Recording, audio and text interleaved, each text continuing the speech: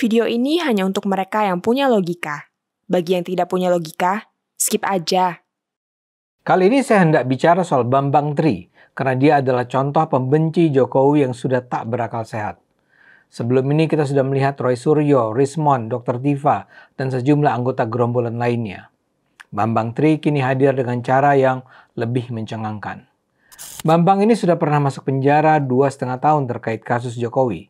Setelah lepas dari penjara, dia kembali dinyatakan bersalah juga terkait kasus Jokowi sehingga harus masuk penjara lagi selama 4 tahun. Dia sekarang berada dalam status pembebasan bersyarat karena dia mengajukan pengajuan kembali PK ke Mahkamah Agung. PK adalah upaya hukum luar biasa ke Mahkamah Agung terhadap putusan yang sudah berkekuatan hukum tetap.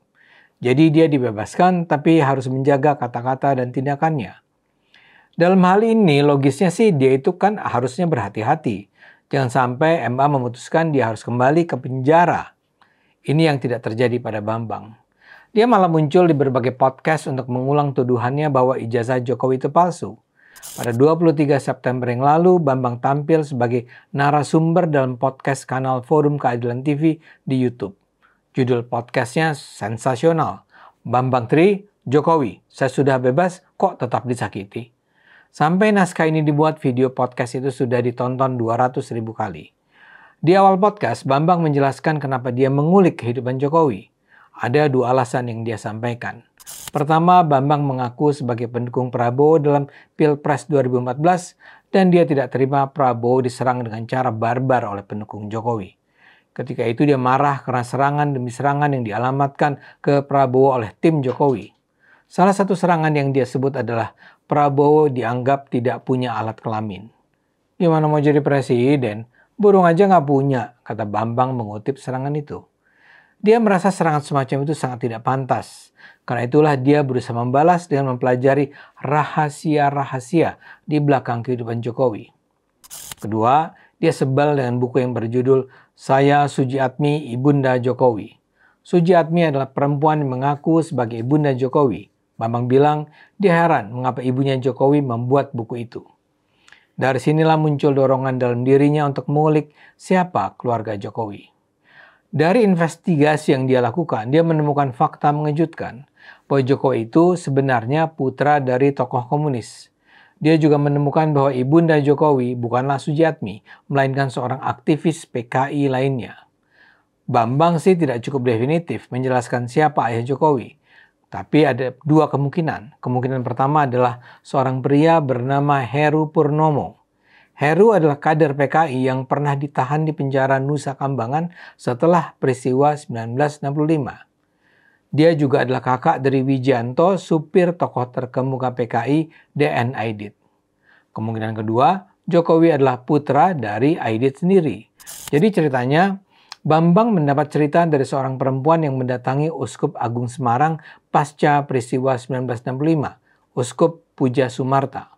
Perempuan itu datang dalam keadaan hamil. Perempuan itu mengaku istri DN Aidit. Dia minta dirinya untuk dibaptis. Pasca peristiwa 1965, setiap orang yang terindikasi PKI diwajibkan memilih agama yang diakui. Nah, perempuan itu ingin dibaptis, tapi Uskup Puja Sumarta bilang agar dia kembali lagi setelah melahirkan. Setelah melahirkan, perempuan itu memang kembali lagi dengan anak laki-laki bernama Joko Widodo. Bambang mengaku dia belum mengonfirmasi kebenaran cerita itu ke Uskup Puja Sumarta. Pada saat waktu yang dijanjikan, Uskup Puja Sumarta sakit sampai akhirnya meninggal dunia. Walau belum mendapat konfirmasi dari Uskup Puja Sumarta, Bambang tetap menggunakan cerita yang didengarnya itu tentang sosok Jokowi.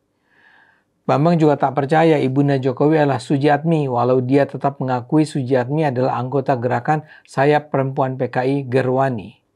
Ibunda Jokowi ya istri DN Aidit tadi. Kisah-kisah itu diungkapkan Bambang ke dalam bukunya Jokowi Undercover. Akibatnya dia diperiksa polisi dan ditetapkan sebagai tersangka pada Desember 2016. Penyidik menyebut buku itu tidak mempunyai sumber yang jelas terkait referensi. Karena bukunya itu, Bambang diajukan ke pengadilan dan divonis penjara selama 3 tahun pada Mei 2017 oleh Majelis Hakim Pengadilan Negeri Blora, Jawa Tengah. Dia dinyatakan terbukti bersalah menyebarkan ujaran kebencian serta permusuhan antar individu dan atau kelompok masyarakat tertentu berdasarkan isu suku, agama, ras, dan antar golongan secara berlanjut. Bambang mendapatkan pembebasan bersyarat pada Juli 2019. Setelah bebas dari penjara pada 3 Oktober 2022, Bambang menggugat penggunaan ijazah palsu Jokowi ke Pengadilan Negeri Jakarta Pusat. Tapi hanya dalam 10 hari, pada 13 Oktober 2022, Bambang ditangkap terkait ujaran kebencian dan penistaan agama yang disampaikan dalam kanal YouTube Gus Nur 13 Official. Dalam konten Gus Nur tersebut, Bambang tidak hanya menyebarkan informasi bahwa ijazah Jokowi palsu, tapi juga diminta Gus Nur untuk melakukan sumpah mubahalah guna meyakinkan penonton bahwa informasinya itu benar. Aksi dua orang itu berbuntut panjang. Keduanya dilaporkan ke Bareskrim Polri. Pada Oktober 2022, Bambang ditangkap di sebuah hotel di Jakarta Selatan dan langsung ditetapkan sebagai tersangka bersama Gus Nur. Setelah melalui proses persidangan, Pengadilan Negeri Solo menjatuhkan vonis 6 tahun penjara kepada Bambang, walau setelah pengajuan kasasi, hukumannya dikurangi menjadi 4 tahun. Bambang Tri telah menjalani masa tahanan selama kurang lebih 2 tahun sebelum akhirnya memenuhi syarat untuk mendapatkan pembebasan bersyarat. Alasan dia menuduh Jokowi menggunakan ijazah palsu itu sendiri menarik. Dia menyimpulkan Jokowi berbohong soal pendidikannya di UGM karena Bambang mendapatkan cerita dari seorang pejabat pemerintah yang pernah bersekolah bersama Jokowi ketika di SMP.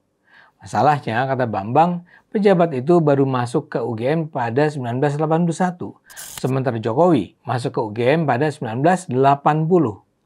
Bambang menyimpulkan Jokowi pasti bohong.